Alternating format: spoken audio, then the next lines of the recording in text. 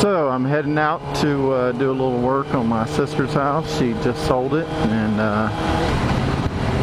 getting ready for inspection.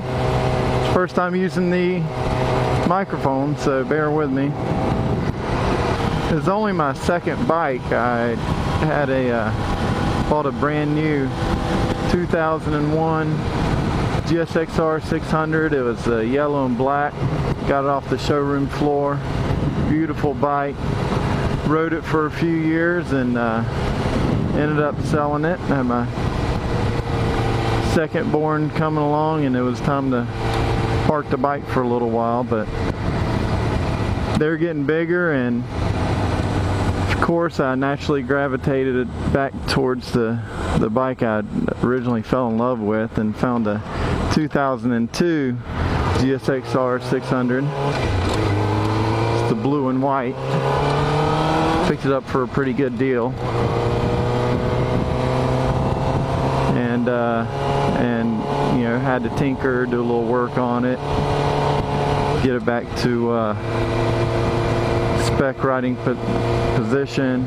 It was lowered and had a bunch of junk on it, some crappy speakers that were mounted right in place of where the steering dampener is down there. Had to get rid of that.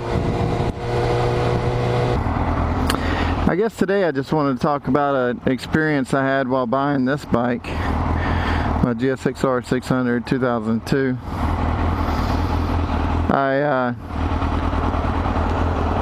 saw it on Craigslist, fell in love with it immediately, and just didn't really pay attention to maybe some of the things I should have when buying it.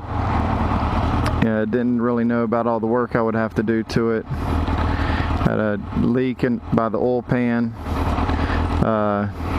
Guess it hadn't really had an oil change and who knows how long. Replaced all the fluids, brake reservoir. Had to pretty much replace all the brake pads. They were pretty much down to nothing. So a little bit of those things that maybe, you know, just looking at the skin on the bike and looking at the, you know, how it looks. If you're going out there and buying a bike on Craigslist and you can tell that maybe it hadn't been gone over by a professional, I would take a look at those things. Take a look at the pads. You know, take a look at the color of the oil. Take a look at the color of the brake oil. Those are just telltale signs of if a bike's really been taken well care of, and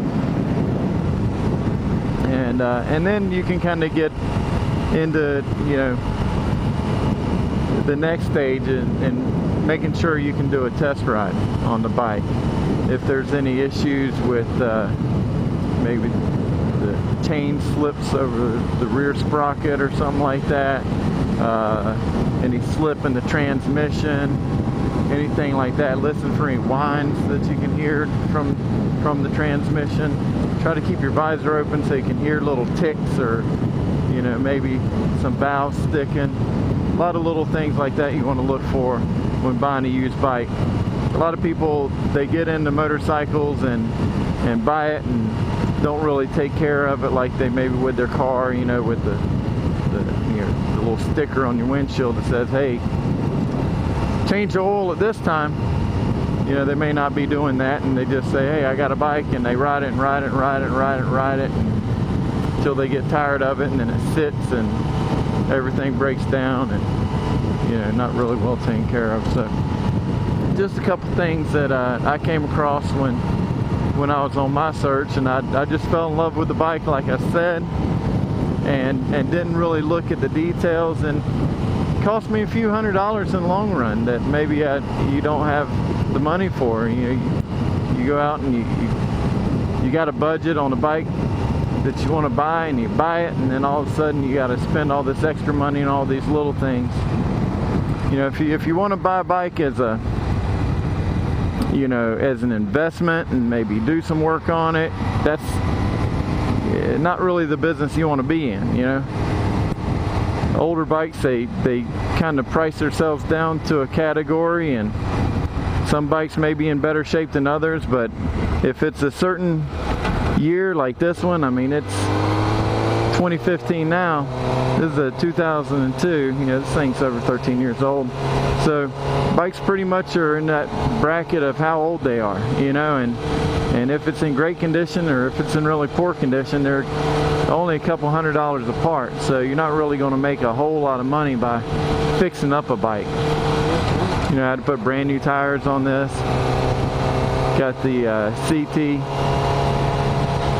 2, and they're really great tires. I mean, they track around the corner really great. I took it up to Asheville and hit the switchbacks and hit the curves, and was really laying into the throttle and didn't really get that much. And it's not really like I was on the track or anything, but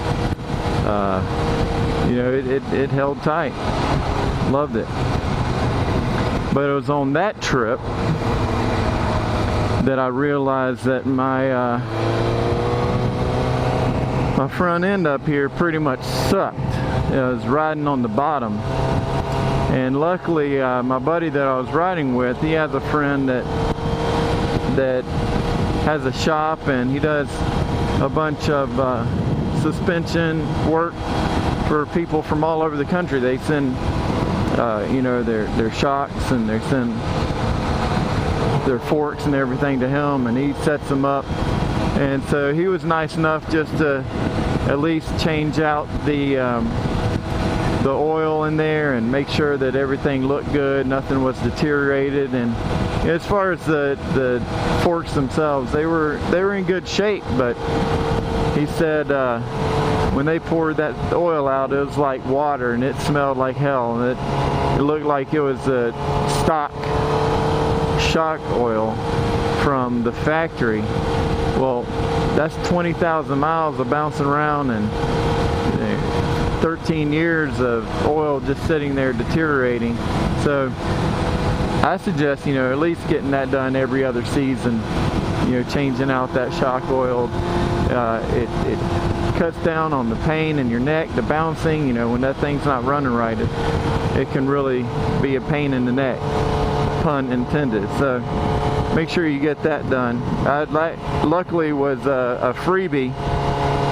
Probably would have cost me $100 or so more. You know, I took everything off myself. I was able to do that. But if you take it to the shop, they're going to charge you a couple $100 just to go through that, and that was a freebie for me. So that saved a little bit of money there.